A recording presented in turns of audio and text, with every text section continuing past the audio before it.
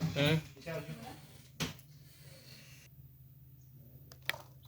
देखिए, अवॉइड करना चाहिए ड्रिंकिंग वाला जो पेशेंट रहता है, उसमें क्या रहता है बेसिकली निस्टेगमास स्टार्ट हो जाते हैं, आई का जो सेंट्रेशन है खत्म हो जाता है, बाइनोकुलर विजन खत्म हो जाता है। ऐसे पेशेंट का विजन भी आपको सही नहीं आएगा, इवन आप रिफ्लेक्शन भी करेंगे तो इतना क्लियर नहीं रहता है। इन चीजों को तो अवॉइड ही करना चाहिए।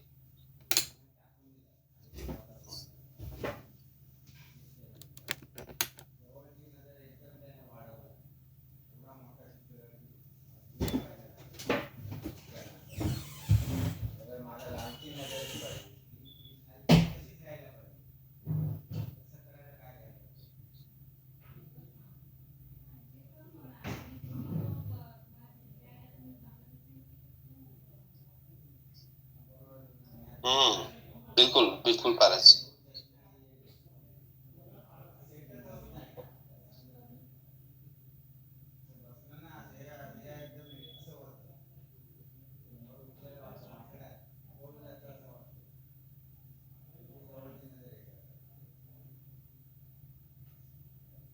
देखिए, रिफ्रैक्टिव एरर के बारे में हम समझ रहे थे कि रिफ्रैक्टिव एरर जो है वो किस टाइप के रहते हैं। ठीक है, तो एनाइसोकोनिया, ठीक है, एनाइसोमेट्रोपिया, आपने ए मेट्रोपिया और ई मेट्रोपिया का डिफरेंस आपने समझ लिया था। ठीक है, ए मेट्रोपिया का मतलब उसको कोई डिफ्रेक्टिव एरर है, हो सकता है माइनस का नंबर हो या प्लस का, मायोपिक हो या हाइपोमेट्रोपिक हो सकता है। ए मेट्रोपिया का मतलब हो गया है एनाइसो। जहाँ पे एनाइसो मेट्रोपिया आता है वहां पर आप देखेंगे कि दोनों आंखों के बीच का जो डिफरेंस है, नंबर का डिफरेंस, राइट वाली आंख का एक है तो दूसरी आंख का 3.25 है, मोर देन 2 डायोप्टर रहेगा डिफरेंस। वहां पर आपको डिप्लोपिया चेक करना है। ठीक है, एनाइसोमेट्रोपिक पेशेंट उसको बोलेंगे हम। जस्ट एक रेंडमली आपको ये समझना है कि भाई एनाइसोमेट्रोपिया किसको बोलेंगे, ये आप समझ जाएंगे भाई जहाँ पे भी मोर देन 2 डायोप्टर का डिफरेंस रहता है वहां पर उसको एनाइसोमेट्रोपिक बोलते हैं। देखिए, 2 डायोप्टर तक जो आंखें हैं अपनी पेशेंट की या आपकी सब जिनकी ह्यूमन की आंखें हैं, वो इतना कंट्रोल कर सकती है, मतलब डिप्लोपिया नहीं होने देती। जैसे ही 2 नंबर से ऊपर जाता है दोनों आंखों के बीच का जो डिफरेंस है, फिर डबल दिखने लग जाता है पेशेंट को, एक की जगह 2 दिखने लग जाते हैं। तो ऐसा हम चश्मा तो नहीं बनाएंगे कि जहां पर पेशेंट को डिफिकल्टी हो चश्मा लगाने के बाद, तो आप उस नंबर को कम कर दीजिए, 2 नंबर के अंदर रख दीजिए। ठीक है, ऐसा कर सकते हैं। इमेज की साइज का डिफरेंस आ रहा है तो उस पावर को कम करिए, जो +10 दे रखा है तो उसको थोड़ा कम कर दीजिए ताकि इमेज का जो है मैग्निफिकेशन कम हो जाए।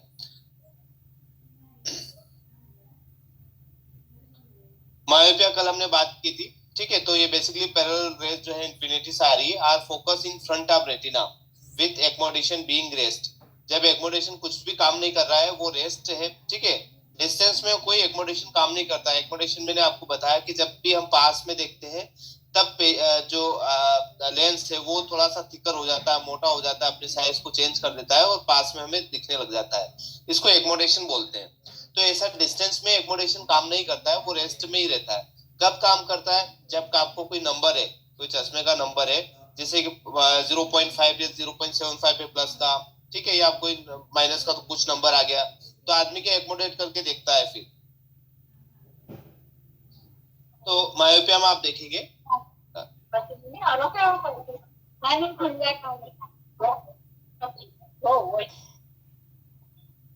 मायोपिया में आप देखेंगे कि पेशेंट को नियर का तो अच्छा दिखता है। ठीक है, आपके पास कोई पेशेंट आया तो वो जो कंप्लेन करता है वो डिस्टेंस की करता है, नियर की अच्छा रहता है।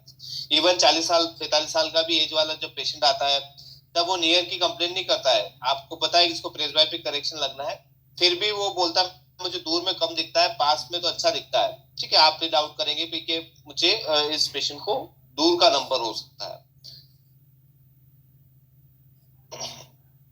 मायोपिया में क्या क्या हो सकता है, किस वजह से मायोपिया होता है, उसका हम रीजन ढूंढ रहे हैं। तो मायोपिया में हो सकता है कि भाई जो एक्सियल लेंथ है जिसकी हमने बात की थी 23 mm, ठीक है, तो increase anterior posterior length of eyeball, eyeball की अगर साइज बढ़ जाए, ठीक है, 1 mm बढ़ जाए तो कितना नंबर का डिफरेंस आएगा? 3 नंबर का। अगर सपोज 1 mm आईबॉल की साइज बढ़ गई है नॉर्मल से, तो 3 नंबर का चश्मा उसके बाहर लग जाएगा। कोनियल कर्वेचर अगर इंक्रीज हो जाए तो भी माइनस का नंबर आ जाएगा।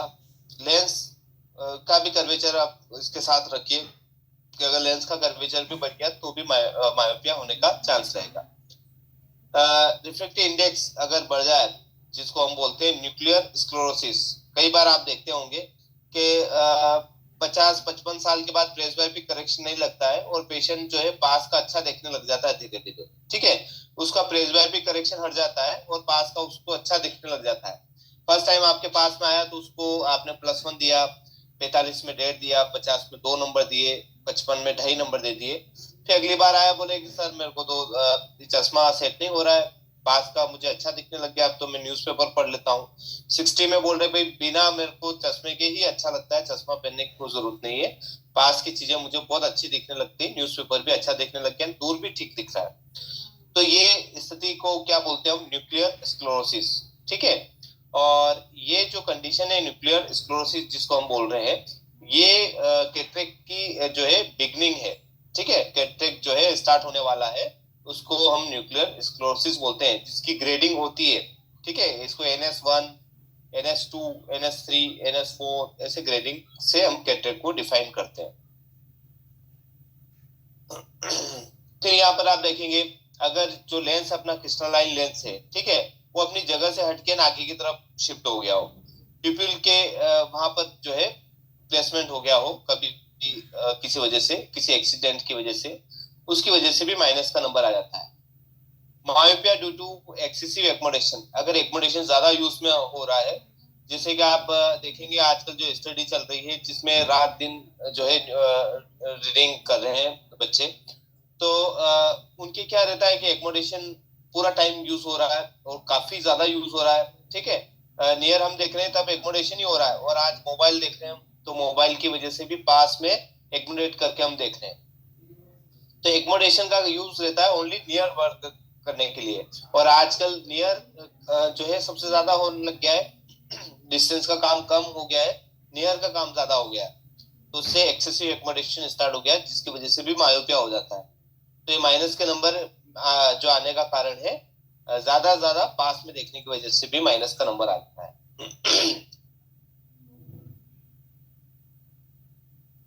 ठीक है, ये जो मायोपिया है जिसको माइनस का हम नंबर बोलते हैं, ये कंजेनाइटल भी होता है, बाय बर्थ होता है, बच्चा जन्म लेता ही मायोपिया हो गया उसको, ठीक है।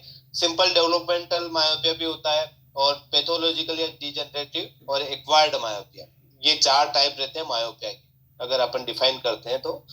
कंजेनाइटल जैसे बेबी बर्थ हुआ, उसको हमने चेकअप कराया, तो ये प्री मेच्योर बेबीज जो रहते हैं जिनका पूरा टाइम में डिलीवरी नहीं हुई, उसके पहले ही डिलीवरी हो गई किसी की, तो उन बच्चों में ये नंबर आ जाते हैं, ठीक है।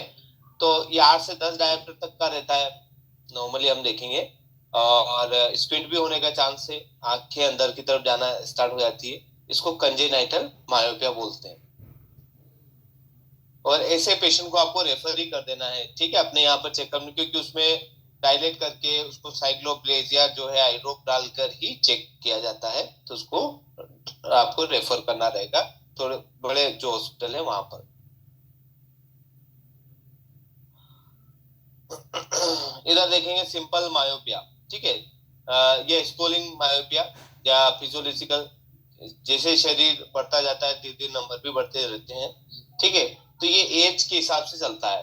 कई बार आपने देखा होगा कि हम लेसिक जो सर्जरी करते हैं वो 20 साल की एज के बाद, या जब तक नंबर स्टेबल नहीं होता है तब तक हम सर्जरी नहीं करते हैं। तो नंबर स्टेबल होने का जो एज है वो 18-20 साल की है, ठीक है, कॉलेज लाइफ तक की जो है एज जिसमें नंबर स्टेबल होते हैं। तो इसको स्कूल मायोपिया भी इसीलिए बोलते हैं कि भाई स्कूल जब तक चल रहा है, कॉलेज लाइफ आपने स्टार्ट की और उसके बाद नंबर बनना या घटना खत्म हो जाता है, तो इसको हम सिंपल मायोपिया बोलते हैं। ये धीरे धीरे बढ़ता है, साल 1.5 साल में 0.5 बढ़ गया, फिर तो ये 5 नंबर तक बढ़ जाता है, 5 नंबर तक, और अगर ज्यादा मैक्सिमम देखें 8 नंबर तक पहुंच सकता है, इससे ज्यादा नंबर नहीं बढ़ता है।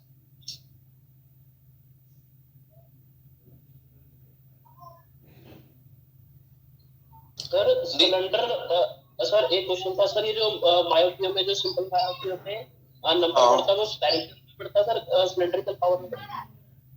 देखिए स्पेरिकल में ही बढ़ता है, सिलेंड्रिकल नंबर वैसा ही रहता है, जैसे कोर्निया की साइज बढ़ती नहीं है, जब तक कि कोर्निया का चेंजेस में हो, जब तक कोर्निया में कोई अलग कोई चेंज ना हो, तब तक सिलेंड्रिकल नंबर नहीं बढ़ता है।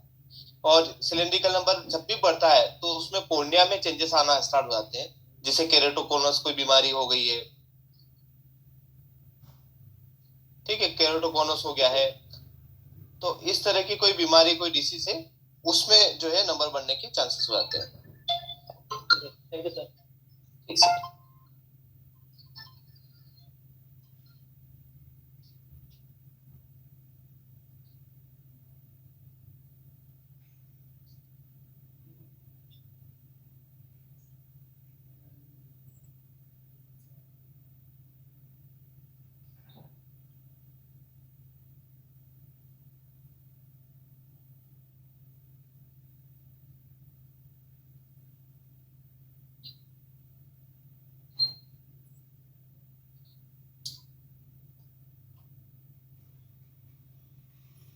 और ये डिजनरेटिव मायोपिया जो है, बेसिकली आप इसको बोलेंगे प्रोग्रेसिव या नेचर, या इसमें बेसिकली हेरिडिटी का फैक्टर है, जैसे किसी के फादर को नंबर है हाई नंबर, मदर को है, तो बच्चों में आने का पूरा चांस रहता है, ठीक है, या तो मेल में आएगा या फीमेल में आएगा, या उसके ग्रैंडफादर को हो है नंबर, तब जाके वो थोड़ा सा चेंजेस आ सकता है।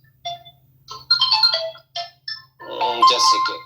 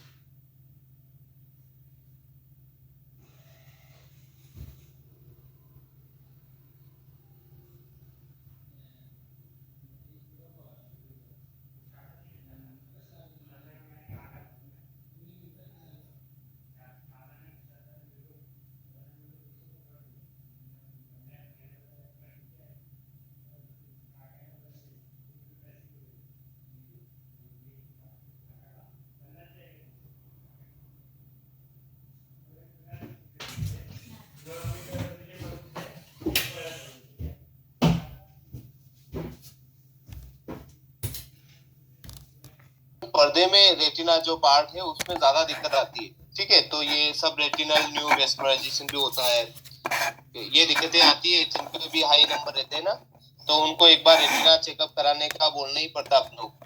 ये ब्रुक्स मेम्ब्रेन स्टार्ट हो जाती है यहाँ पर, इसको लैकर क्रैक्स भी बोलते हैं, ये चीजें हम देख सकते हैं।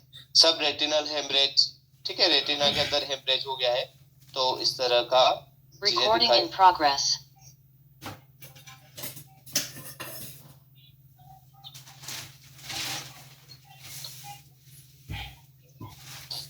जो मायोपिया है उनमें बहुत सारी दिक्कतें आने का चांस रहता है, जैसे मेक्युलर हेमरेज, ठीक है, हेमरेज वर्ड का मतलब होता है कि वहां पे ब्लड जो है कोई थक्का जम गया, दैट मींस के हेमरेज, ठीक है, तो ये रेटिनल टीयर्स, टीयर्स का मतलब रेटिना कहीं से कट गया है, इसको रेटिनल टीयर्स या डिटेचमेंट बोलते हैं।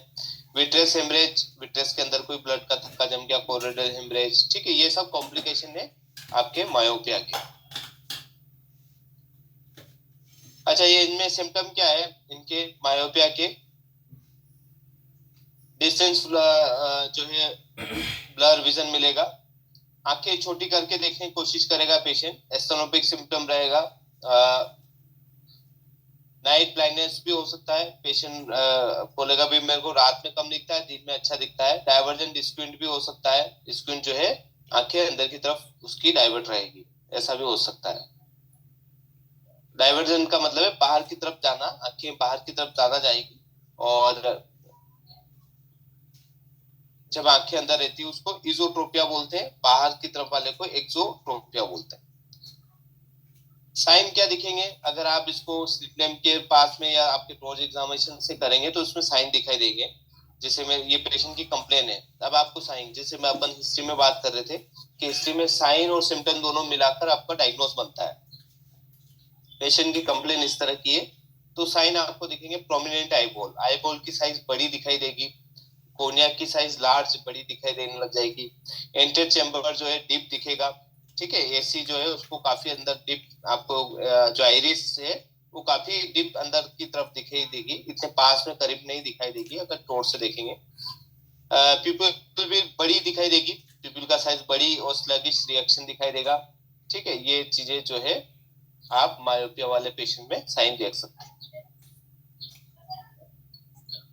ऑप्टिकल ट्रीटमेंट देंगे तो क्या देंगे, माइनस का कॉन्केव लेंस देंगे आप, ठीक है, जो भी आप जांच करेंगे चेकअप करेंगे उसके हिसाब से, और कॉन्टेक्ट लेंस भी दे सकते हैं।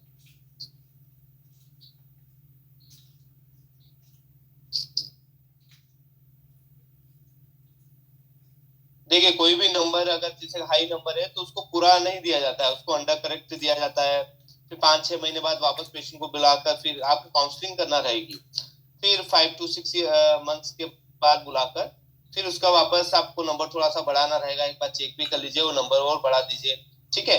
तो इस तरह से आप जो है नंबर धीरे धीरे बढ़ाते हैं, एकदम से नंबर नहीं देना रहता है। मान के चले किसी पेशेंट का 4-5 नंबर आया है तो उसको 3.5 या 4 नंबर ही देना है, एक नंबर आपको उसको गैप रख देना है, और पेशेंट को जो पहनने का आप बोलेंगे कि किस तरह यूज करना है, तो उसको 1 घंटा यूज किया या आधा घंटा यूज किया, फिर उसके बाद हटा दिया, फिर बीच में 2-4 घंटे के बाद फिर वापस से यूज कर लिया, ऐसे धीरे धीरे धीरे आपको स्टार्ट करना है। जब भी हेडेक जैसा लगे फिर हटा दिया, फिर वापस लगा लिया, ठीक है, इस तरह से आपको पेशेंट की काउंसलिंग करना है।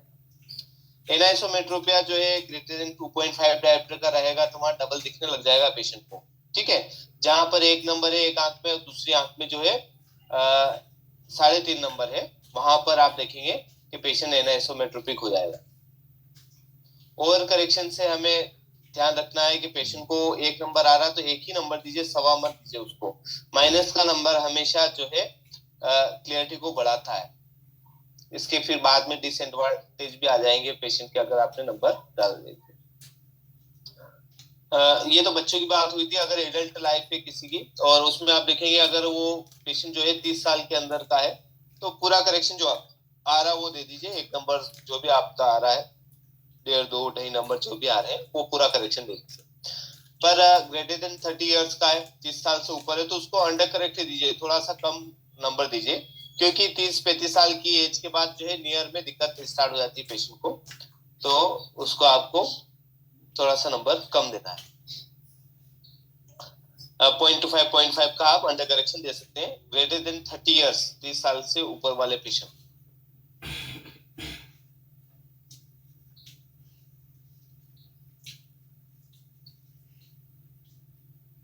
ठीक है, हाई मायोपिया भी आ गया, 6-7 नंबर आ गए, उसमें भी आपको अंडर करेक्शन देना है, क्योंकि उसको नियर प्रॉब्लम स्टार्ट हो जाएगी, क्योंकि एक डिस्टेंस उसकी फिक्स है और काफी समय से है, उसकी प्रैक्टिस हो गई है तो हमेशा वहीं पे देखेगा, और आपने जैसे ही उसको पूरा करेक्शन दे दिया तो पेशेंट की वो दूरी बढ़ जाएगी, नियर में जहां से देखता है वहां दूरी बढ़ जाएगी, मिनिफिकेशन होगा, उसको साइज छोटी छोटी दिखाई देने लग जाएगी, आसपास जो जो चीजें देखता है वो छोटी दिखाई देने लग जाएगी। इस मिनिफिकेशन को कैसे दूर कर सकते हैं, आप कॉन्टेक्ट लेंस लगाकर, अगर पेशेंट बोल रहा है भाई इसमें तो ज्यादा ही मेरे को चीजें छोटी दिखाई देती है, तो फिर आप उसको कॉन्टेक्ट लेंस का ऑफर कर सकते हैं।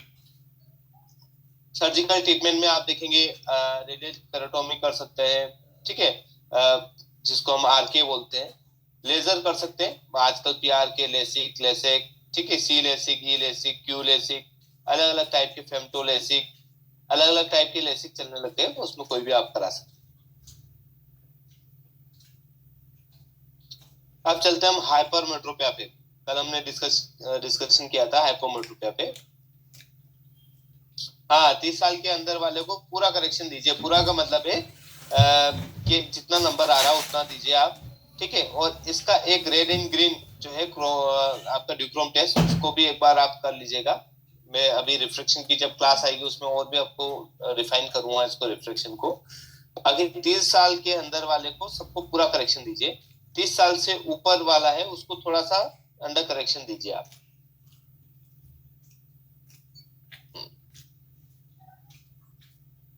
ठीक है। हाइपोमेट्रोपिया क्या होता है कि जब भी पैरेलल रेज जो coming from infinity are focus behind the sensitive layer of the retina, retina के पीछे जाके फोकस होती है व्हेन एक्मोडेशन बीइंग रेस्ट, ठीक है।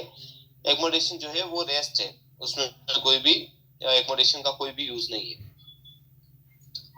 तो पेशेंट को दूर की चीजें थोड़ी सी साफ दिखती है, पास में जो है उसको ब्लरनेस ज्यादा होने लग जाती है। इसमें क्या इटियोलॉजिकल क्या हो सकता है, इसमें हो सकता है कि भाई यार जो आईबॉल की साइज है वो छोटी हो जाए, ठीक है, नॉर्मल से छोटी रहे। कोर्निया का कर्वेचर वो फ्लैट है, उसकी वजह से भी, या लेंस का।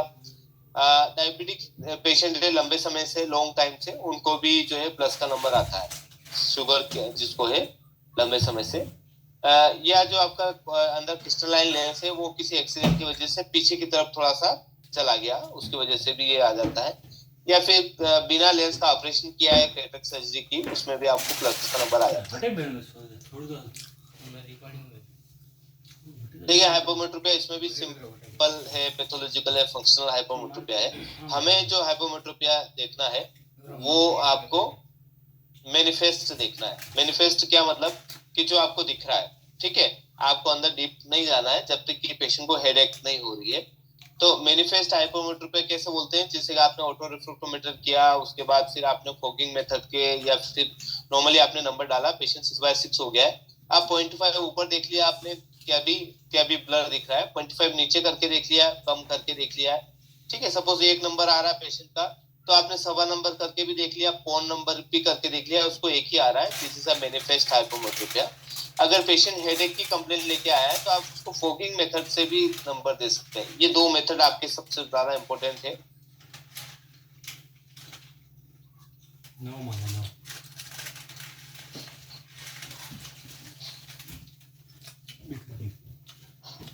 सर फॉगिंग मेथड क्या रहेगा? वो रिफ्लेक्शन की क्लास में अपन रीड करेंगे सर एक बार फॉगिंग मेथड पूरी। अभी मैंने बीच में वैसे बताई थी, पर एक बार रिफ्लेक्शन की क्लास में अपने जो step by step fogging method के थ्रू हम देख लें।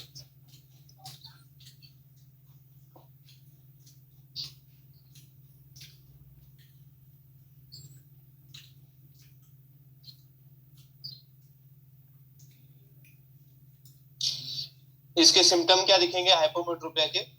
Blurring of vision for the close work, कई बार पेशेंट बोलता है भाई पास में मुझे दिक्कत आ रही है, ठीक है, तो ऐसा सिम्टम लेके आएगा। और सिम्टम जो है वेरी कर सकते हैं, डिपेंड अपॉन द एज, उम्र के हिसाब से, या हाइपोमेट्रोपिया किस टाइप का है उसको, उसमें वेरी हो जाएंगे। एसिम्प्टोमेटिक रहता है पेशेंट, वैसे उसको ज्यादा दिक्कत नहीं आती, क्योंकि डिस्टेंस का और नियर का एक्मोडेशन यूज करके करेक्ट कर लेता है। एस्थोनोपिक सिम्टम रहेंगे, जी घबराना, वोमिटिंग सेंसेशन होना, या फिर पढ़ने का मन नहीं करना, ऐसा हो सकता है। साइन क्या मिलेंगे आपको? विजन आपका डिफेक्टिव रहेगा, विजुअल एक्यूटी, ठीक है। आईबॉल की साइज स्मॉल हो सकती है या नॉर्मल भी हो सकती है। कोर्निया साइज में हो सकता है थोड़ा छोटा दिखाई दे जिनको भी हाइपोमेट्रोपिया हो, या कोर्निया का जो कर्वेचर है वो फ्लैट रहे, ये भी हो सकता है। एंटीचैम्बर थोड़ा सा कम दिखाई देगा, मतलब उसकी डीप जो रहेगा वो कितना गहरा है, एंटीचैम्बर वो थोड़ा सा शेलो दिखाई देगा। शेलो का मतलब होता है कम।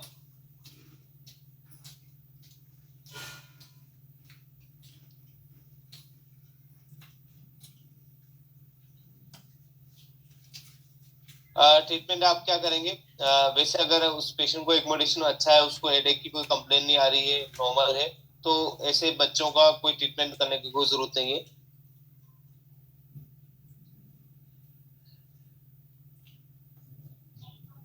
एसिम्प्टोमेटिक है, उसमें कोई दिक्कत, विजुअल एक्यूटी नॉर्मल है, नो मस्कुलर इम्बैलेंस आ रहा है, कोई स्क्विंट या ऐसा कुछ नहीं है। एरर जो है स्मॉल है, 0.5 है, या बिल्कुल माइनर है। तो इससे पेशेंट का कोई भी ट्रीटमेंट करने की कोई जरूरत नहीं है जब तक कि वो सिम्टोमेटिक नहीं रहे, पेशेंट कोई कंप्लेन नहीं कर रहा हो। ऐसे रूटीन चेकअप कराने के लिए आया और आपने बता दिया भाई आपके दो नंबर या एक नंबर आधा नंबर है।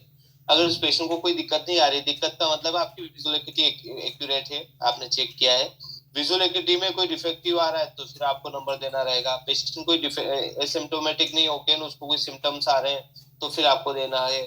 स्क्विंट वाला पेशेंट आ गया है, बेंगापन आ रहा है उसको, तो उसको देना है, ठीक है। उसको परेशानी पेशेंट को नहीं है फिर भी देना है। पर अगर पेशेंट ये मान के चले उसका विजुअल एक्यूटी ओके है, उसको कोई भी भेंगापन नहीं है, कोई भी प्रॉब्लम नहीं है, तो फिर नहीं देना है।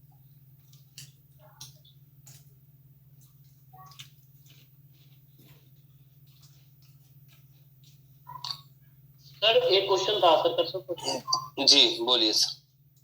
सर अगर स्क्विंट हो प्रॉब्लम तो उसका पीडी कैसे लिख सकते हैं सर? उस दिन आप पीडी वाली क्लास में नहीं थे सर? सर मैंने ये ट्यूसडे से ज्वाइनिंग करी है सर। हाँ, तो आगे चल के और भी हम रीड करेंगे। देखिए एक एक आंख क्लोज करके लेंगे जब भी हम ऐसा कोई पेशेंट रहे स्क्विंट का, तो आप एक आंख उसके हाथ से बंद करवा दीजिए, उसके बाद आपको पीडी लेंगे, फिर दूसरी आंख आप उस पेशेंट की आंख बंद करवा कर फिर दूसरी आंख का लेंगे, इस तरह से पीडी लेंगे। मतलब एक एक आंख क्लोज करके लेंगे सर जब भी हम पीडी लेंगे। ठीक है, ठीक है सर।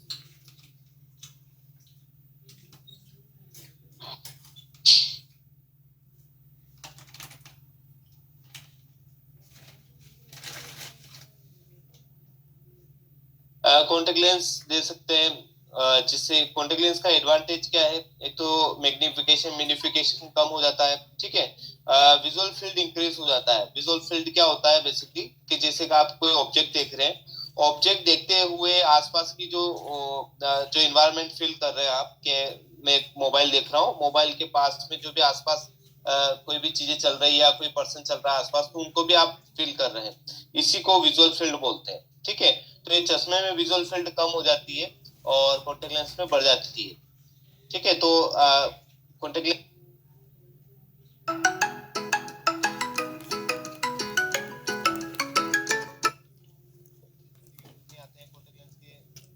कॉस्मेटिकली गुड रहता है। ये आप माइनस के नंबर में दीजिए या प्लस के नंबर में, दोनों में ही ठीक है। सर्जरी का भी प्लान है, सर्जरी भी करा सकते हैं।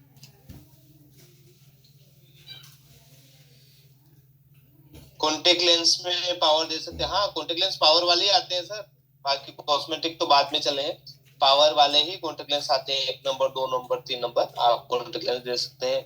जिनमें सिलिंड्रिकल नंबर रहता है उसको टोरिक कॉन्टेक्ट लेंस बोलते हैं, और जो नॉर्मल रहते हैं वो आपके उसमें कोई भी कॉन्टेक्ट लेंस आप दे सकते हैं।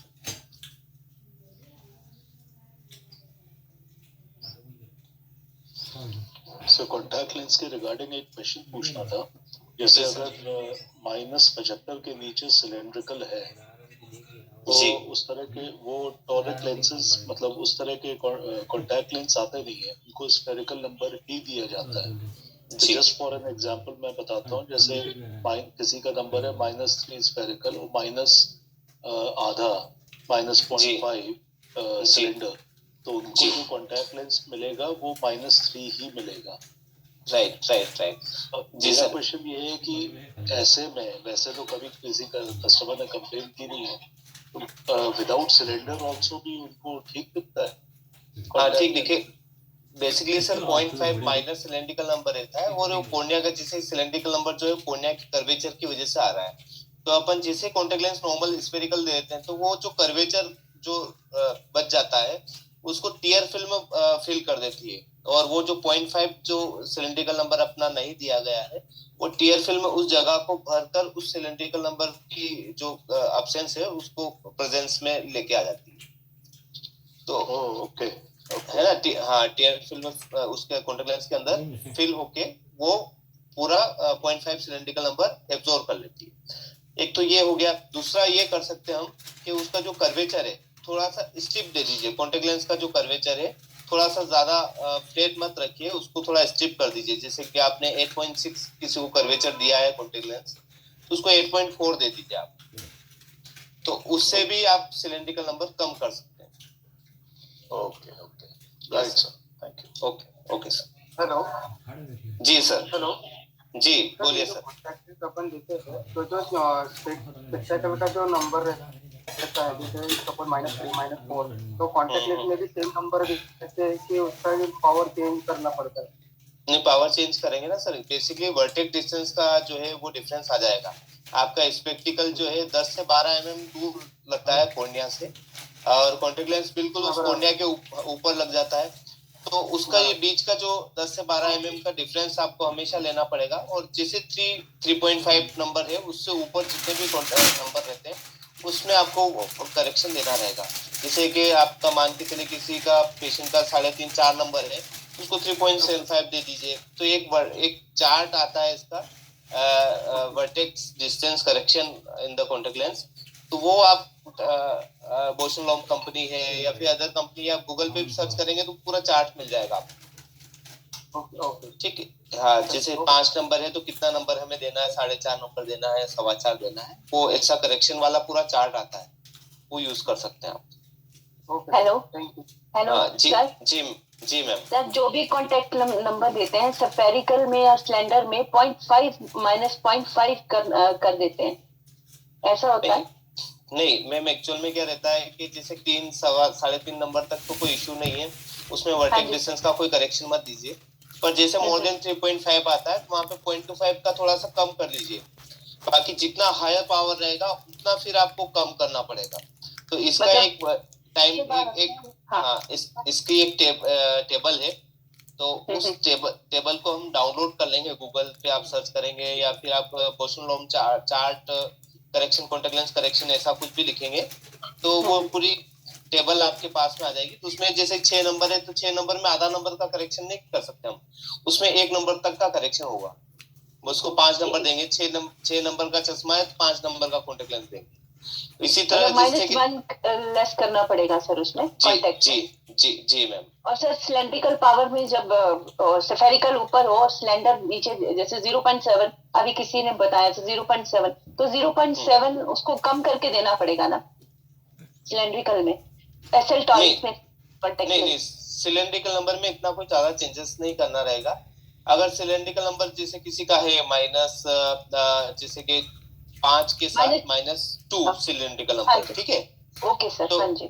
तो आपको क्या करना है कि जो आप टेबल डाउनलोड करेंगे तो 5 नंबर में आपने देख लिया भाई कितना करेक्शन आ रहा है इसका, तो कि 4.5 आ रहा है, ठीक है? ओके सर, है ना? अब 5 और 2 दोनों मिलकर कितना बन जाएगा, 7 नंबर बन जाएंगे, ठीक है? आपने डिस्क्रिप्शन में देखा ना, 5 से -2 सिलेंड्रिकल नंबर। अब 7 नंबर का एक करेक्शन देखेंगे आप, ठीक है सर। तो 7 नंबर का आप देखेंगे कि 6.5 ही आ रहा है या 6.5 आ रहा है, 6.5 है ना? 6.5 सर। हाँ जी। हाँ, तो अब आप देखेंगे 5 नंबर जो आपने लिया था, 5 और ये 6.5 दोनों का डिफरेंस कितना आ रहा है नंबर, बीच का डिफरेंस 1.5 बीच का डिफरेंस ना? हाँ, तो 1.5 आ रहा है जी। सिलेंड्रिकल नंबर आप 1.5 देंगे, 2 की जगह 1.5 इसका ये करेक्शन आ गया है। ठीक है sir. Okay sir, thank you sir. ठीक, ओके, थैंक यू। अगर पर किसी का ओनली फॉर सिलेंडर नंबर हो तो उसका भी इसी तरह करेक्शन करेंगे सर। अगर सिलेंड्रिकल नंबर आपको दिखा के भी मोर देन 4 सिलेंड्रिकल नंबर है तो वहां पे भी आपको वर्टेक्स डिस्टेंस करेक्शन देना रहेगा। -1.50 सिलेंडर था तो उसमें जैसे मैंने पेशेंट को 1.50 सिलेंडर दिया उसमें हमको करेक्ट नहीं दिखा उतना। देखिए, वर्टेक्स डिस्टेंस करेक्शन आपको 3.5 से 3.5 नंबर के ऊपर ही आपको करना है। 3.5 से जो नंबर है, 3.5 नंबर सिलेंड्रिकल हो या 3.5 स्फेरिकल हो, तभी जाके आपको करना है। ओके सर, ओके है ना? इसके नीचे तो आपको कोई करने की जरूरत नहीं, करेक्शन करने की कोई जरूरत नहीं। जैसे सिलेंड्रिकल वाले कॉन्टैक्ट नंबर बनाते हैं तो उसमें पेशेंट नहीं दिखता, काफी बार ये इशू रहता है। उसमें तो बेसिकली क्या रहता है, देखिए सिलेंड्रिकल नंबर वाला जो पेशेंट है ना, अब जैसे आपने 5 डिग्री प्रिस्क्राइब कर रखी है, अब वो कॉन्टेक्ट लेंस जो है वो मूव होता है अपनी कॉर्निया के ऊपर, घूमता है। जैसे आप ब्लिंक करते हैं तो कॉन्टेक्ट लेंस फिक्स थोड़ा रहता है, मूव करता है। तो हर ब्लिंक पे वो 5 डिग्री की नहीं रहता है, उसकी जगह वो 10 डिग्री या 15 डिग्री पे पहुंचता है, फिर वापस से 5 डिग्री पर आता है। ठीक है, तो वो एक समय 1 सेकेंड 2 सेकेंड लगते हैं किसी को, या एक बिल्कुल सेकेंड का भी कम सेकेंड लगता है, फिर वापस विजन क्लियर होता है। तो जिनको भी सिलेंड्रिकल नंबर है तो उनका एक जो आप कॉन्टेक्ट लेंस दे रहे हैं उसका कर्वेचर ओके होना चाहिए, उसमें कोई इश्यू नहीं आना चाहिए, क्योंकि जितना कर्वेचर फ्लैट होगा उतनी मूवमेंट ज्यादा होगी। फिर हो सकता है आपने 5 डिग्री का कॉन्टेक्ट लेंस मंगाया और वो कॉन्टेक्ट लेंस रुक रहा है 10 डिग्री पर। ठीक है, तो हमें ट्रायल करना पड़ता है। कोई भी जैसे कोई पेशेंट है और उस पेशेंट के आंख के ऊपर कोई कॉन्टेक्ट लेंस रैंडमली कोई कॉन्टेक्ट लेंस लगाते हैं, किसी भी नंबर का लगा लीजिए आप, और उसका मूवमेंट देखना पड़ता है। अब जैसे एक सेकेंड में इसमें केस पे क्या मार्कर चलता नहीं है। हाँ, बेसिकली अब क्या है कि जैसे आपने कोई कॉन्टेक्ट लेंस मंगवाया किसी कहीं से, जैसे कि मान के चले -1 से -2 से का कोई contact lens Received 750 rupees on Google Pay for business. इस टाइप के जो कॉन्टेक्ट लेंस आप ऑर्डर करते हैं उसमें मार्क रहता है इस तरह का। अब ये मार्किंग जो है हमें देखना रहेगी। तो इस पेशेंट का सबसे पहले आपको बेस कर्व देखना पड़ेगा, कॉर्निया का जो कर्वेचर है वो देखना रहेगा। उस कर्वेचर का कॉन्टेक्ट लेंस आप उस पेशेंट की आंख पे लगाकर उसको ट्रायल करेंगे कि भैया ये कर्वेचर का कॉन्टेक्ट लेंस, ये कोई भी पावर का कॉन्टेक्ट लेंस लगा सकते हैं, उसमें हमें विजन नहीं देखना है, हमें देखना है कि ये बेस कर्व जो है 8.6 लगाया है, ये वापस प्रॉपर इसी डिग्री पर रुक रहा है या नहीं रुक रहा है। ऐसा तो नहीं कि ये 90 डिग्री जो था वो यहाँ पर आ गया, ये ब्लिंक करते ही लगाते ही हो सकता है कि भाई यहाँ पर ये आ गया, यहाँ पर ये आ गया। ऐसा भी होता है कई बार। ये रुकना चाहिए 90 डिग्री पर, बीच वाली लाइन रुकनी चाहिए 90 डिग्री पर ये बीच वाली लाइन रुक रही है 70 डिग्री पर। ठीक है, ऐसा भी होता है कई बार। तो हमें ये ट्रायल करना पड़ता है कि कौन सा बेस को सबसे बेस्ट है उसके लिए, 8.5 अच्छा है। उसके बाद ये टोरिक कॉन्टेक्ट लेंस हमें ऑर्डर करना पड़ता है। ठीक है, तो उसी हिसाब से हमें ऑर्डर करना पड़ता है कि भैया जिसमें ये 70 डिग्री मंगवाएंगे हम, फिर ये यहाँ पर जो डिग्री है वो 10 डिग्री जो है हम 175 डिग्री समथिंग इसका कॉन्टेक्ट लेंस का ऑर्डर करेंगे। उसके 5 डिग्री होते हुए भी हम 175 डिग्री का कॉन्टेक्ट लेंस ऑर्डर करेंगे, क्योंकि जैसे वो ब्लिंक करेगा तो उसके 5 डिग्री पर रुकेगा। हमारा कॉन्टेक्ट लेंस 175 का है, पर ये जैसे ब्लिंक करेगा, क्योंकि ये पेशेंट को ये एक्सेप्ट कर रहा है, तो ये 5 डिग्री वाला कॉन्टेक्ट लेंस मंगवा ले। अच्छा है ना। तो ये पूरा एक ट्रायल होता है उसका कॉन्टेक्ट लेंस का। तो टोरिक थोड़ा सा डिफिकल्ट है, थोड़ा सा आपको उसमें काफी हद तक आपको प्रैक्टिस करनी रहेगी। 3-4 बेस कर्व के कॉन्टेक्ट लेंस आपको रखने पड़ेंगे, तो उसके हिसाब से जो है कॉन्टेक्ट लेंस प्रिस्क्राइब किया जाता है। बाकी स्पेरिकल में तो कोई इश्यू नहीं है। हाँ जी, नहीं सब में बेस कर्व तो सब में दीजिए, बाकी टोरिक कॉन्टेक्ट लेंस में बेस कर्व ज्यादा इंपॉर्टेंट है। देखिए, अगर स्पेरिकल कॉन्टेक्ट लेंस है वो कैसा भी घूमे, यहाँ पे घूम जाए, यहाँ पे घूम जाए, यहाँ पे घूम जाए, क्योंकि पूरे पे पावर जो है -3 है, कोई दिक्कत नहीं है। ठीक है, बाकी सिलेंड्रिकल वाले में तो एक ही जगह पावर है, 5 डिग्री पर ही है। ये अगर थोड़ा सा भी इधर भी घूम गया तो दिक्कत 10-15 डिग्री पर आ जाएगा, ऊपर घूम गया तो 175 डिग्री आ जाएगा।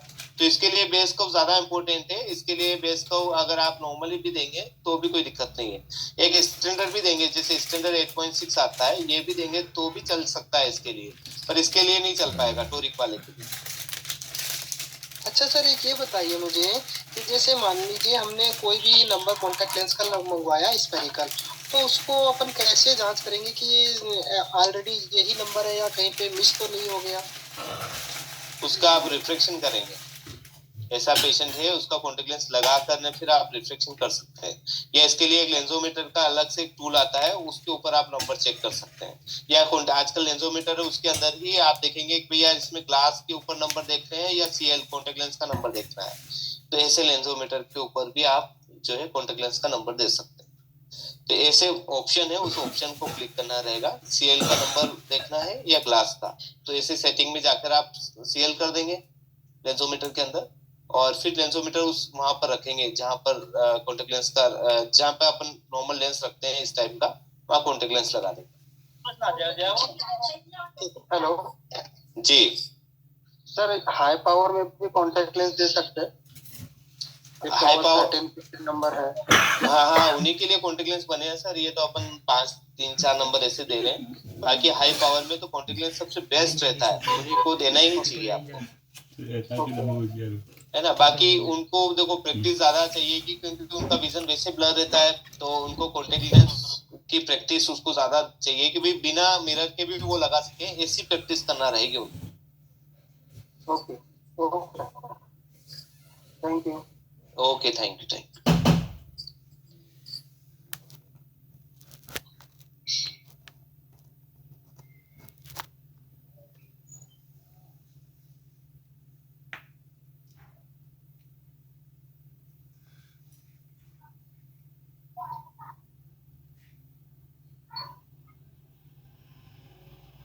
देखिए प्रेसबाइबिक करेक्शन के बारे में बात कर रहे थे। तो प्रेसबाइबिक करेक्शन होता क्या है बेसिकली, जैसे हम नॉर्मली जो विजन रहता है आपका 6/6 10/6 हो जाता है, पर कई बार जैसे 40 साल की एज के बाद क्या है, एकोमोडेशन की जो क्षमता है वो थोड़ी सी कम हो जाती है। इसको लॉस ऑफ द इलास्टिसिटी बोलते हैं। लेंस की जो इलास्टिसिटी है, फ्लेक्सिबिलिटी वो कम हो जाती है, वो हार्ड हो जाता है। आपका सिलेरी बॉडी अच्छी काम करती है, पर लेंस की फ्लेक्सिबिलिटी कम होने की वजह से वो इतना फोकस नहीं कर पा रहा है। ठीक है, उसके ऊपर ताकत लगती है, सिलेरी बॉडी उसको ताकत लगाती है, फिर थक जाती है, टायर्ड हो गई है। ठीक है, जैसे आप कोई वजन उठा नहीं पा रहे, 50 किलो का कोई वजन है और उसको आपके अंदर क्षमता ही नहीं बची है, आप वजन उठा के रख रहे हैं पर उठा ही नहीं पा रहे, तो आप टायर्ड हो जाएंगे, थक जाएंगे, फिर आप उठा नहीं पाएंगे, तो यार मैं तो थक गया हूँ। ठीक है, इसी तरह जो है सिलेरी बॉडी उसके ऊपर ताकत लगाती है, इस नंबर को बनाओ, इस नंबर को बनाओ, और वो बना नहीं पाता है लेंस, और फिर हेडेक स्टार्ट हो जाता है। ठीक है, तो हेडेक की मेन प्रॉब्लम होती है प्रेसबाइबिक करेक्शन। तो नियर का जैसे करेक्शन किसी को दिक्कत आई है तो फिर हम प्रेसबाइबिक करेक्शन लेते हैं।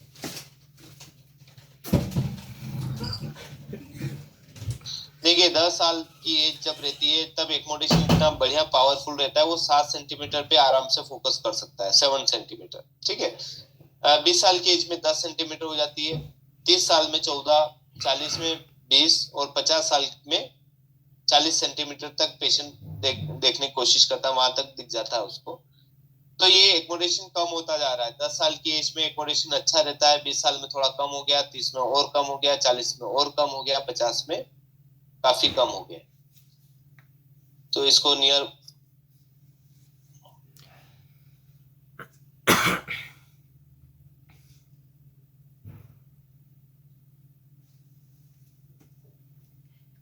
हाँ, कॉन्टेक्ट लेंस पहनने से इन्फेक्शन तो हाइजीनिक होना चाहिए। कॉन्टेक्ट लेंस आपको साफ सुथरा रखना है, धूल मिट्टी से बचाना है, कोई गंदा पानी आंख में नहीं चला जाए, कोई आई ड्रॉप आप ये नहीं डालने लग जाए किसी टाइप की जो आपके लिए सुटेबल नहीं हो, कॉस्मेटिक आप लगाते हैं वो नहीं चला जाए, आपने आप उसको पहन के कोई नैप नहीं लेना है। ठीक है, तो ये सब चीजें आपको ध्यान रखना पड़ेगी। कॉन्टेक्ट लेंस जो जितना अच्छा है उतना ही उसके लिए बुरा भी है आंखों के लिए। एक बैरियर का काम करता है। कॉर्निया जो है बेसिकली उसको न्यूट्रिशन कहाँ से मिलता है, ऑक्सीजन से मिलता है। तो ऑक्सीजन तो बेसिकली उसके सामने आपने एक बैरियर लगा दिया है। ठीक है, बैरियर का मतलब है कि उसके आने जाने के लिए आपने दरवाजा लगा दिया, तो ऑक्सीजन डायरेक्टली आपके आंख पे आ नहीं पाएगी, वो टीयर में घुलेगी और टीयर में घुल के फिर कॉन्टेक्ट लेंस के आसपास जाएगी, फिर कॉन्टेक्ट लेंस उसको बाहर फेंक देगा ऑक्सीजन को, फिर वो ऑक्सीजन कॉन्टेक्ट लेंस के अंदर जाएगी। ठीक है, इस तरह से मतलब उसके नीचे जाएगी टीयर, तब जाके उसको ऑक्सीजन मिलेगी। तो उसका खाना पानी जो है कॉर्निया का काफी कम हो जाएगा, तो कॉर्निया इतना हेल्दी नहीं रह पाता है। मेन दिक्कत तो ये है कि भाई कॉन्टेक्ट लेंस यूजर जो है तो उसका कॉर्निया इतना हेल्दी नहीं रहेगा।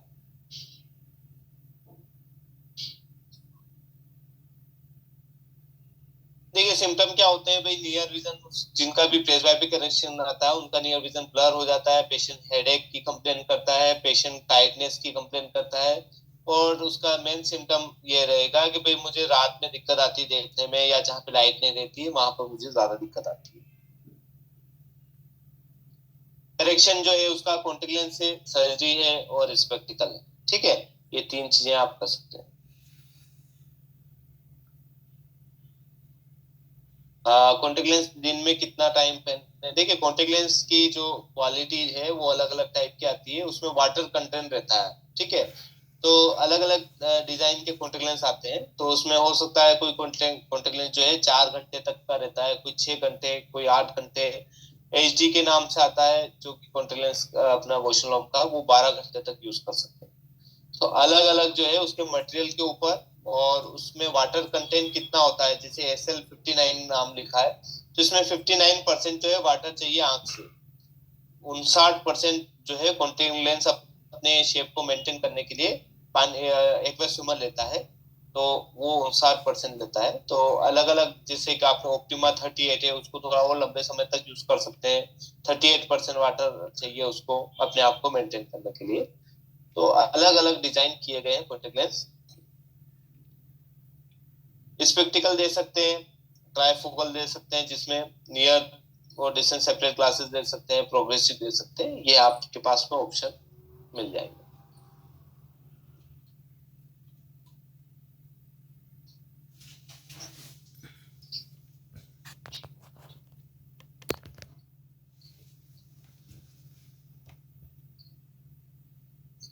देखिए एस्टिग्मेटिज्म जो है बेसिकली ये भी हमने समझा था, जिसमें देयर 2 फोकल पॉइंट बन जाते हैं, इसको जो है एस्टिग्मेटिज्म बोलते हैं। या तो एक रेस ऑन द रेटिना रहेगी, दूसरी जो है इन फ्रंट या बिहाइंड द रेटिना हो जाती है, ठीक है। और क्रॉस जो है कंपाउंड, उसमें आप देखेंगे कि एक तो बिहाइंड द रेटिना, एक इन फ्रंट ऑफ रेटिना, इस तरह से भी रेस जो है। जो एस्टिग्मेटिज्म है वो 2 तरह के रहते हैं, और उसमें आप देखेंगे एक तो रेगुलर एस्टिग्मेटिज्म रहता है, एक इरेगुलर एस्टिग्मेटिज्म रहता है। रेगुलर एस्टिग्मेटिज्म किसको बोलते हैं, जहां पर 2 मेरिडियन, जैसे मैंने कल आपको बताया था एक प्लस का साइन बनाया था, और ये प्लस का जो साइन बना हुआ है, ये साइन, इस पे पेन चल नहीं रहा है, हाँ ठीक है। तो एक अगर ये डिग्री मान चले ये 90 है, और दूसरी वाली जो है वो 180 है, ठीक है। दूसरी 180 है, एक 90 है, दूसरी 180 है, ठीक। तो इन दोनों के बीच का जो दोनों मेरिडियन, इसको वर्टिकल मेरिडियन बोलते हैं, दूसरे को हॉरिजॉन्टल मेरिडियन बोलेंगे। दोनों मेरिडियन के बीच का जो डिफरेंस है वो कितना डिग्री का है, 90 डिग्री का, जिसको हम राइट एंगल बोलते हैं, ठीक है। तो जो भी एक्सिस आप किसी पेशेंट को देते हैं, तो उसमें राइट एंगल का डिफरेंस रहता है, उसको रेगुलर एस्टिग्मेटिज्म बोलते हैं। जैसे 40 डिग्री है किसी की एक्सिस, 40 डिग्री है, तो दूसरी एक्सिस कितनी रहेगी, 130 डिग्री, ठीक है। किसकी 90 है तो दूसरी एक्सिस 180 रहेगी, किसकी 110 है तो दूसरी एक्सिस 10 डिग्री रहेगी, ठीक है, 20 डिग्री रहेगी।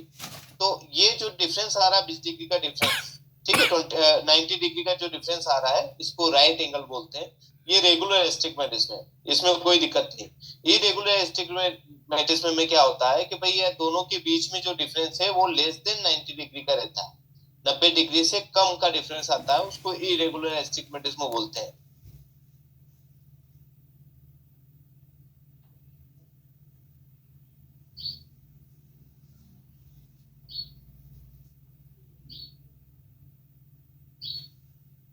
ये हमने टाइप ऑफ एस्टिग्मेटिज्म पढ़ लिए थे, इसमें कोई भी इश्यू नहीं है। कंपाउंड हो गया है, सिंपल हो गया है, और आपका मिक्स्ड हो गया।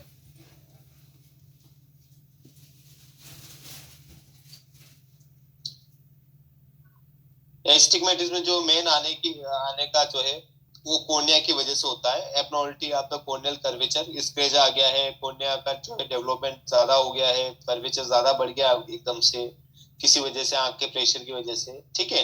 बाकी कॉर्निया का कर्वेचर वैसा का वैसा रहता है, जो कि 8.6 रहता है, पर किसी वजह से, किसी बीमारी, किसी स्क्रेच की वजह से, कोई अल्सर की वजह से, कोई एलर्जी कंजक्टिवाइटिस की वजह से ये दिक्कतें आ जाती है।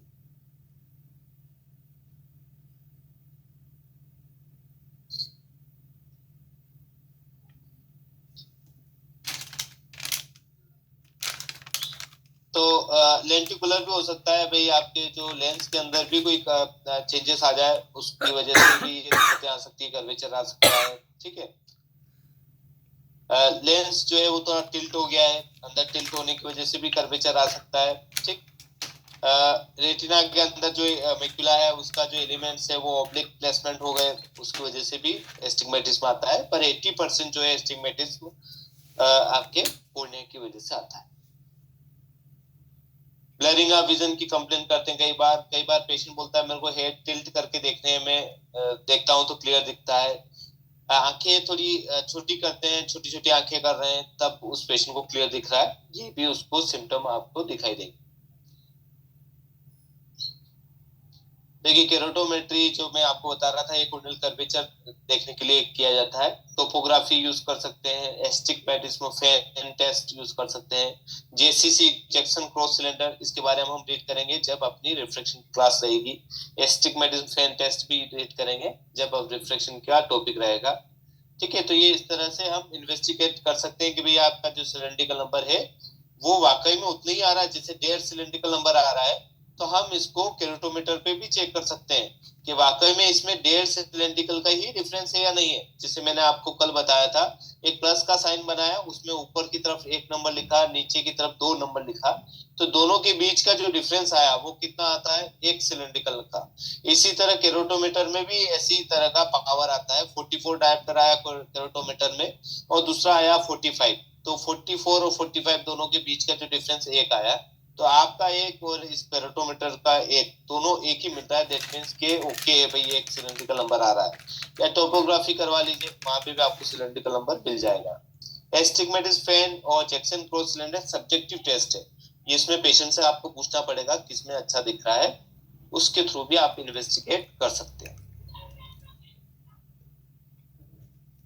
टोरिक कॉन्टैक्ट लेंस दे सकते हैं, आरजीपी कॉन्टैक्ट लेंस दे सकते हैं, इस तरह के कॉन्टैक्ट लेंस भी आप प्रिस्क्राइब कर सकते हैं।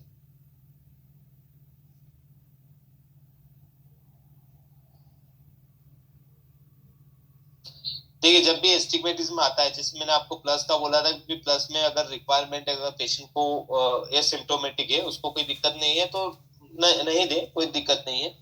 ऐसे नॉर्मल कोई स्पेक्स बना लीजिए, आपको अगर देना ही है चश्मा तो। पर अगर पेशेंट कोई सिम्प्टोमेटिक है उसको देना ही है, पर सिलेंड्रिकल नंबर में 0.25 0.5 के आ रहा तो उसको देना चाहिए। ठीक है, वो उसको देना ही चाहिए, क्योंकि वो आंखें जो है स्क्विंच करके देखता रहता है, उसकी हैबिट बन जाएगी और आंखें छोटी होने लग जाएगी उसकी। तो सिलेंड्रिकल ऑलवेज पूरा करेक्ट करना चाहिए, हमेशा देना चाहिए उसको। आपको अंडर करेक्ट नहीं देना चाहिए उसको, जितना करेक्शन आ रहा है पूरा दीजिए, बशर्ते आपका सिलेंड्रिकल नंबर जो चेक किया है वो परफेक्ट होना चाहिए।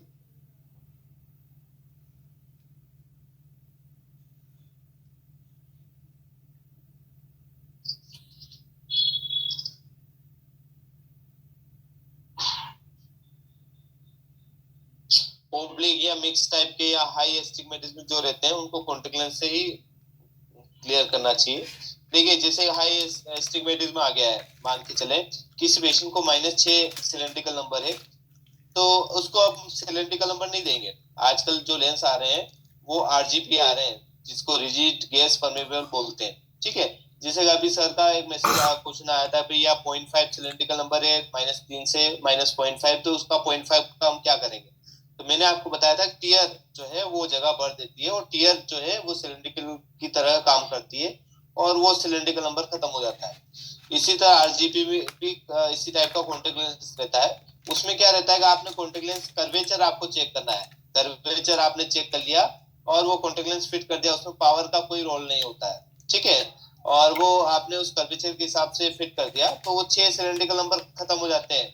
उसका एक नया आर्टिफिशियल जो है कोर्निया बन जाता है एक तरह से। ठीक है, तो वो कोर्निया जो है उसकी बिल्कुल फ्रेश सरफेस रहती है और पेशेंट को पूरा विजन क्लियर हो जाता है। तो ऐसे आरजीपी टाइप के भी कॉन्टैक्ट लेंस आते हैं, जिसमें पावर से कोई लेना देना नहीं है। स्पेरिकल पावर हो वो अलग बात है, पर सिलेंड्रिकल नंबर की पावर से कोई लेना देना नहीं है, और वो पूरा करेक्ट हो जाता है। इरेगुलर एस्टिग्मेटिज्म का जो सबसे बढ़िया एग्जांपल है वो केराटोकोनस का है। ठीक है, केराटोकोनस का इस तरह से आप इमेज देख रहे हैं। इसमें क्या होता है बेसिकली कि जो कोर्निया है वो बल्ज हो जाता है आगे आगे की तरफ। ठीक है, कोर्निया जो है उसका भाग आगे की तरफ निकल जाता है, और एक जो है एपेक्स जैसे शंकु जैसे प्रिज्म है, आपने प्रिज्म इस तरह से रख दिया हो, इस तरह का जो है इसको केराटोकोनस बोलते हैं।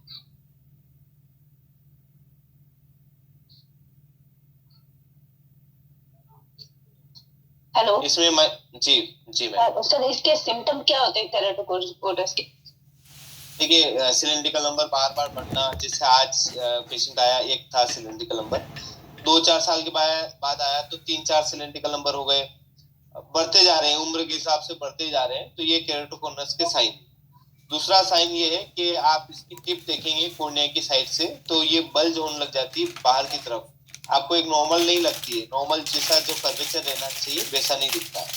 सेकेंडली आप देखेंगे कि भाई इसके अंदर कोई रिंग टाइप कोई शेप आप देखेंगे, जिसे अपने कोर्निया को ऊपर कोई इमेज बनती है, अपनी खुद की इमेज भी आप अंदर देखते हैं कभी, तो चेहरा अपना दिखता है उस कोर्निया के अंदर।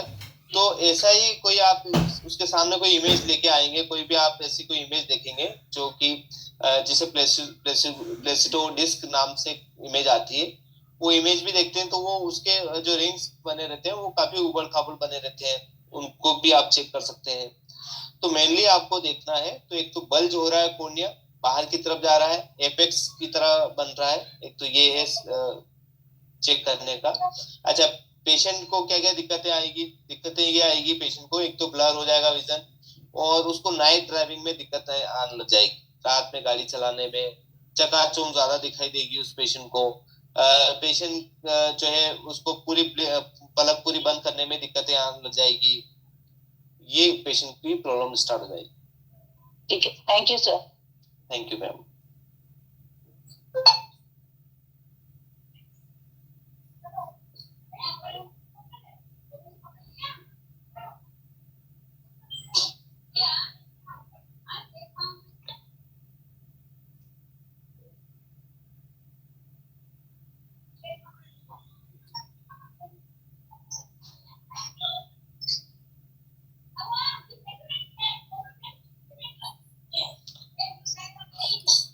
नहीं, कल हम विजुअल एकिटी के बारे में रीड करेंगे, अभी इसमें थोड़ा सा ये देख लेते हैं कि देखिए आपके पास कौन कौन से इंस्ट्रूमेंट होने चाहिए।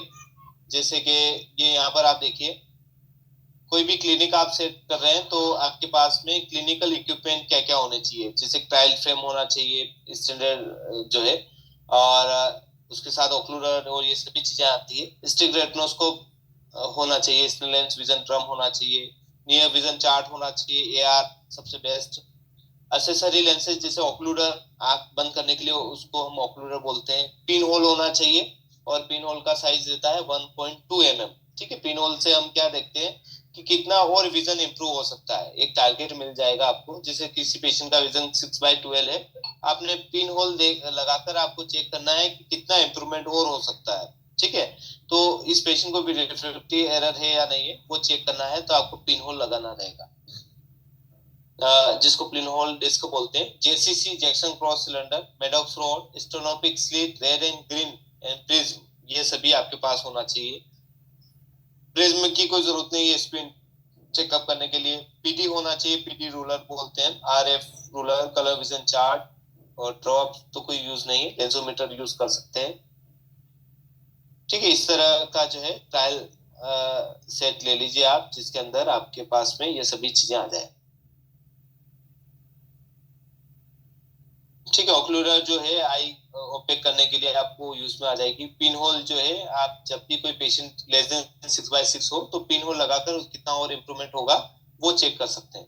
मेडॉक्स रोड जो है बेसिकली आगे चल के हम बात करेंगे, इसमें बहुत सारे जो ग्रूव रहते हैं, और इस ग्रूव जो है 6 से 7 रहते हैं, रेड कलर की मेडॉक्स रोड रहती है, और इससे स्क्विंट चेक किया जाता है, भेंगापन। ठीक है, कोई पेशेंट ऐसा भी रहता है में हिडन स्क्विंट रहता है, छुपा हुआ स्क्विंट रहता है, उसको चेक करने के लिए मेडॉक्स रोड यूज की जाती है। स्टेनोपिक स्लिट जो है बेसिकली इसकी 15 mm लेंथ में 1 mm विड्थ की स्लिट रहती है इसके अंदर। ठीक है, तो इससे हम जो है सिलेंड्रिकल नंबर जो है फाइंड आउट कर सकते हैं। हाई सिलेंड्रिकल नंबर में ज्यादा अच्छे से काम करती है, लोअर सिलेंड्रिकल नंबर में इतना अच्छे से काम नहीं करती है।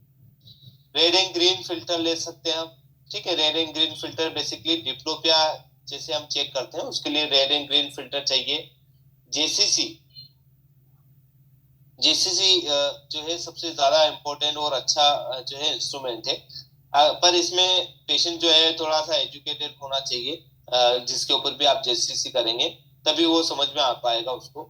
तो जेसीसी में आप स्पेरिकल नंबर भी करेक्ट देख सकते हैं, सिलेंड्रिकल की पावर देख सकते हैं, और उसकी एक्सिस चेक कर सकते हैं। ठीक है, तो सिलेंड्रिकल जो है उसका पावर जो है कम ज्यादा कितना होना चाहिए एक्यूरेट, और उसकी एक्सिस कितनी होनी चाहिए वो जेसीसी के थ्रू हम देख सकते हैं, वो आगे चल के हम रीड करेंगे।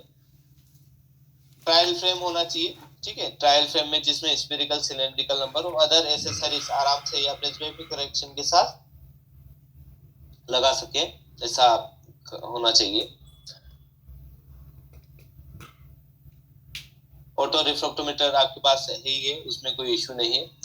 कलर विजन चार्ट आप मोबाइल के अंदर डाउनलोड कर सकते हैं और ऐप के थ्रू भी आप किसी का चेक कर सकते हैं। लेंसोमीटर है ये आपके पास।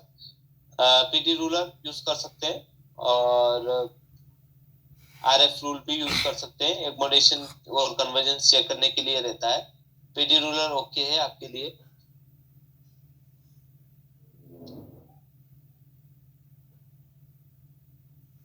क्लिनिक जब भी हम बनाते हैं तो इस तरह से आप एक चार्ट यूज कर सकते हैं। 1.5 मीटर तक का विड्थ चाहिए कम से कम, ठीक है, और जो है 3 मीटर जो है उसकी लेंथ होना चाहिए। कोई भी क्लिनिक आप बनाते हैं उसके लिए कम से कम की हम बात कर रहे हैं, मैक्सिमम तो आप कितना भी अच्छा कर सकते हैं। बाकी जो चार्ट लगता है वो 6 मीटर की डिस्टेंस में लगता है। 6 मीटर की डिस्टेंस रहती है पेशेंट और चार्ट के बीच की, और इसकी विड्थ आप आपके हिसाब से 1.5 मीटर भी रख सकते हैं। हाँ, पीडी रूलर का वही मतलब सर, पीडी चेक करने के लिए हम जो यूज करते हैं उसको पीडी रूलर बोलते हैं। पिपुलरी डिस्टेंस जो हम चेक करते हैं उसको पीडी रूलर बोलते हैं। आपके कोई क्वेश्चन है, कोई डाउट है, पूछ सकते हैं। हेलो जी मैम। सर, मेरा एक डाउट क्लियर कर देंगे आप? ये डिजिटल लेंस और ब्लू कट लेंस में क्या डिफरेंस है सर? डिजिटल लेंस और ब्लू कट, मेरे को एक पेशेंट ने पूछा है, मैं डिफाइन नहीं कर पाई इसको। मैम ब्लू कट तो बेसिकली ब्लू लाइट प्रोटेक्ट करता है, जो कि अपनी आंखों के लिए थोड़े हार्मफुल रहते हैं और कॉन्स के ऊपर जो है ज्यादा इफेक्ट करते हैं। बाकी डिजिटल लेंस तो प्रोग्रेसिव के अंदर आते हैं, और डिजिटल का मतलब ही यही हो गया मैं कि जैसे कंप्यूटराइज जो यूज करते हैं हम उसी को डिजिटल ही बोलते हैं। तो ब्लू कट और हाँ एक ही चीज है ना सर? हाँ, दोनों एक ही डिफरेंस नहीं मैम, हाँ दोनों एक ही चीज हुई है। आप उसको थोड़ा वो हाँ बोलने के तरीके में थोड़ा मॉडिफाई करके बोल सकते हैं, बाकी दोनों एक ही चीज है। डिजिटल जो इक्विपमेंट यूज करते हैं उसी के लिए हम जो लेंस यूज करते हैं उसी को ब्लू कट बोलते हैं। सर, जो क्रिजाल, एसएलआर और वेरलेक्स के आते हैं वो सेम एक ही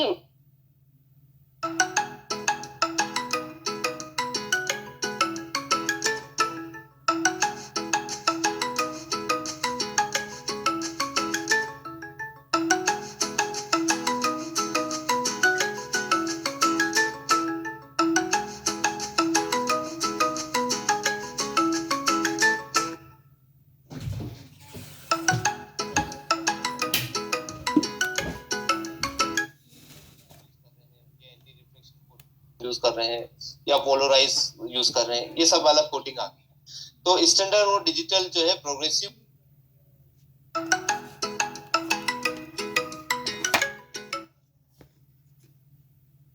हेलो हाँ बोलो। एक ना छोटा एवढा पुढे जाएगा कापडा चला हाँ है कुठे आहे कोड्या करो ना हाँ है अटेच पड़ी उन्होंने फोन की थी तो फ्रेम हार बने वो टी फोन तो शायद से निशा आई है प्रेम दिला में पास है बोलो अटेच पड़ी कोड्या करो।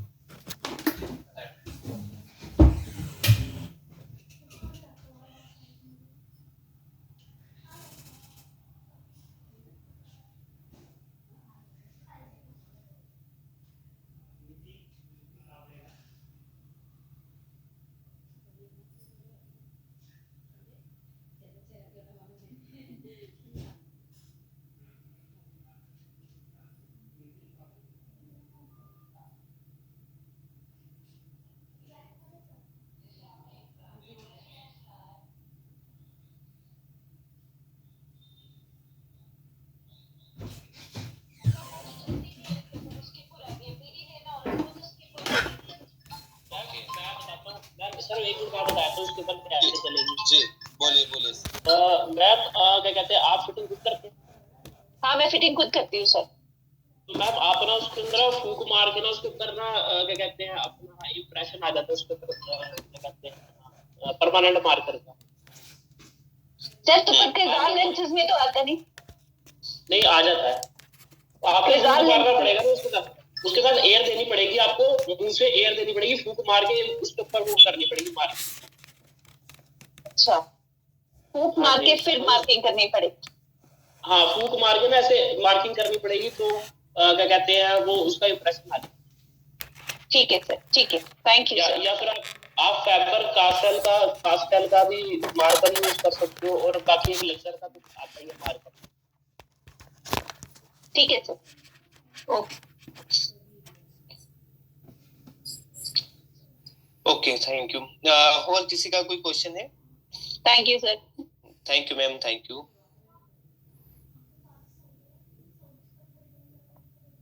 अभी सर ये ऑप्टिक्स और ऑप्टिक्स से ही चल रहा है, ऑप्टिक्स का ही है, और ये आप मॉड्यूल नंबर 2 देखिए सर।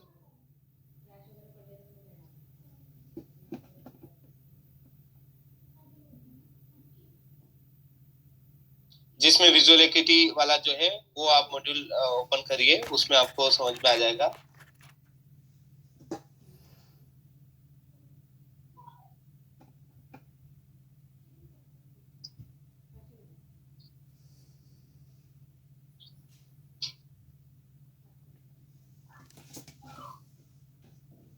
और किसी का कोई क्वेश्चन आज की क्लास से रिलेटेड, ऐसा आपको कोई डाउट लग रहा है, वो भी आप पूछ सकते हैं।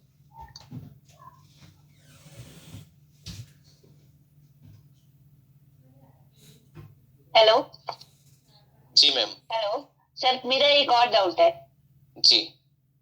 किसी पेशेंट का नंबर डिस्टेंस का 0.75 आया, माइनस 0.75 से फेरिकल एडिशन, मतलब 47 एज है तो एडिशन आपने 1.75 की थी।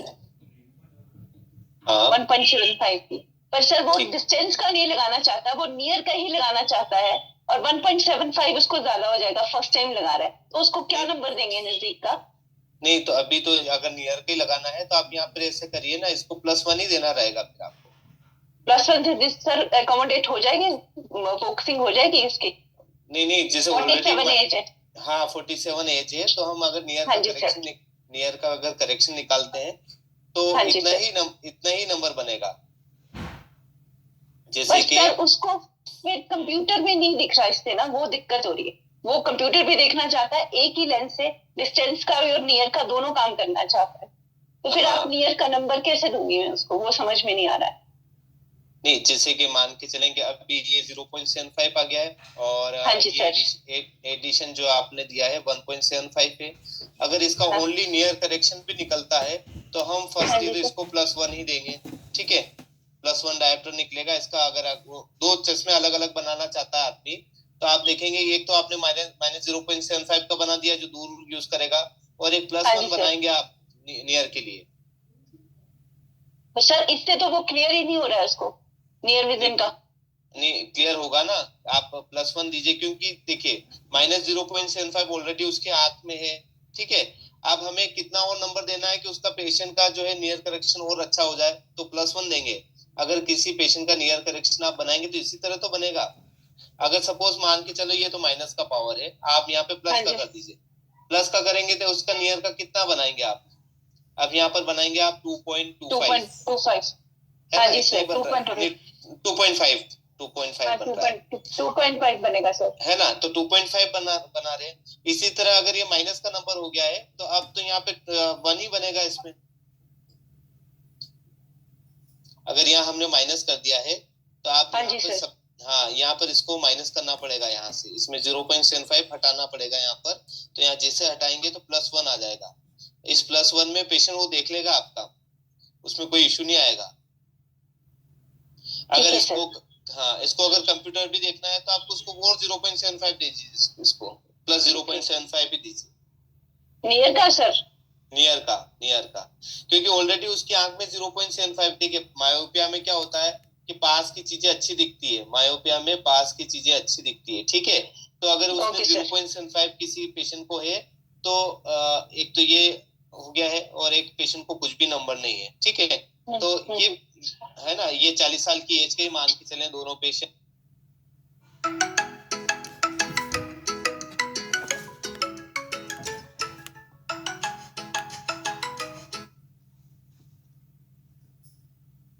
हेलो, हाँ बोलो। काय सुनना निशा मिलना है हो कांबळे हो नितीन कांबळे ना हां ठीक आहे क्षमा करू नो हो कुठल्या पडायला वॉशरूम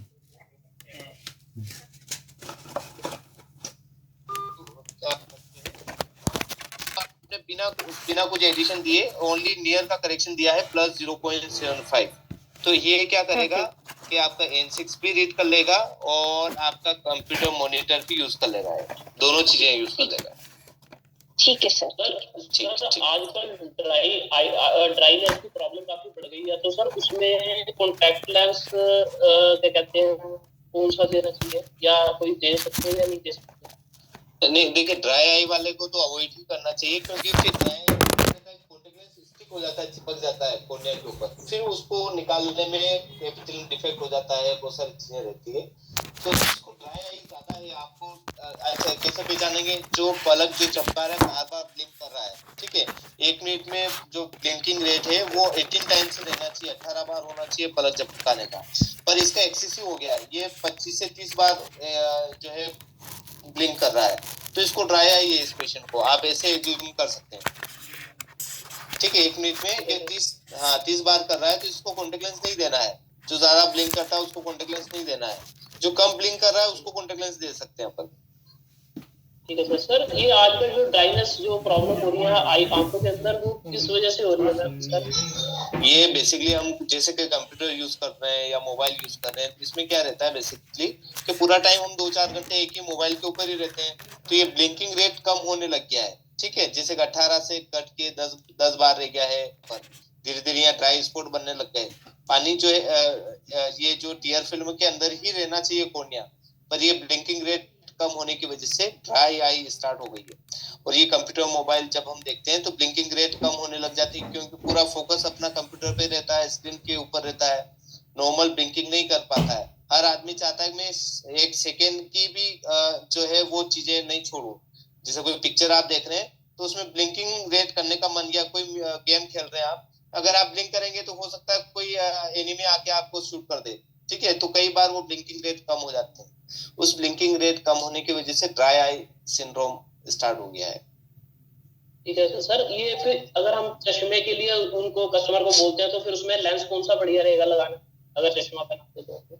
नहीं, चश्मे में तो सबसे बेस्ट सर एस्लोर का रिजाल लीजिए आप, और फिर नहीं तो निकॉन का लीजिए या फिर जायस का लीजिए, ये सबसे तीनों अच्छी कंपनियां हैं अगर बेस्ट लेंस।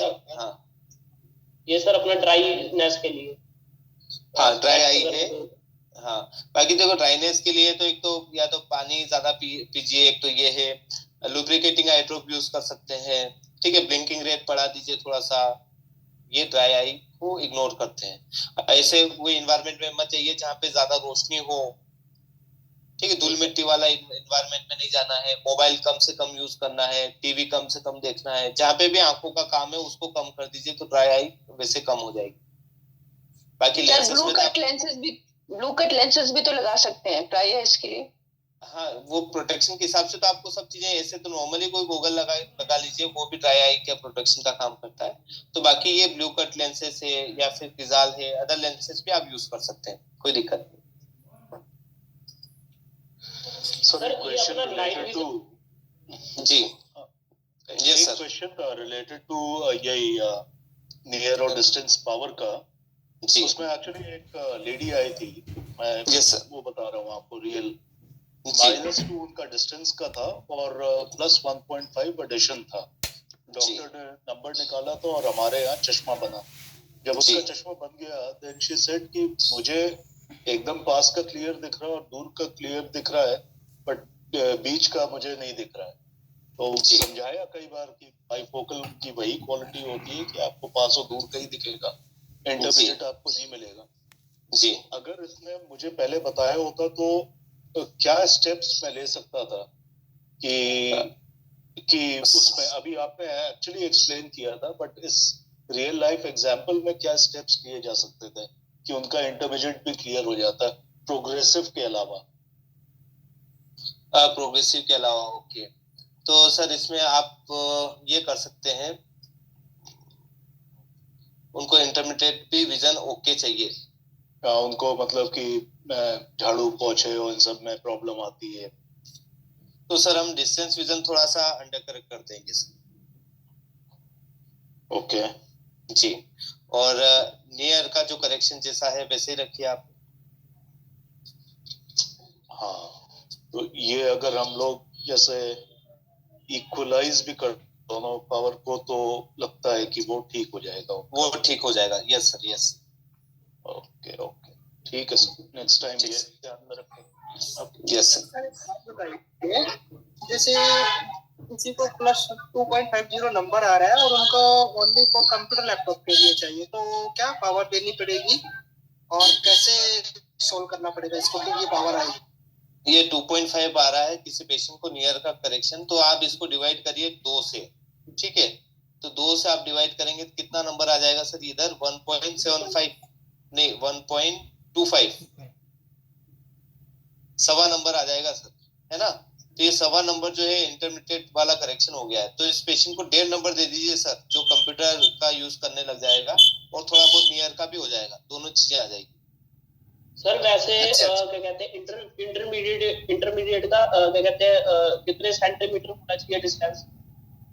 ये वैसे 40 सेंटीमीटर के बाद इंटरमीडिएट ही स्टार्ट हो जाता है सर, 40 सेंटीमीटर।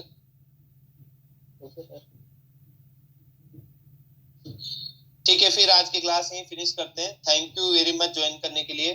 ठीक है संस्कृति ma'am, thank you sir. Thank Thank you you, sir. Thank you ma'am, thank you.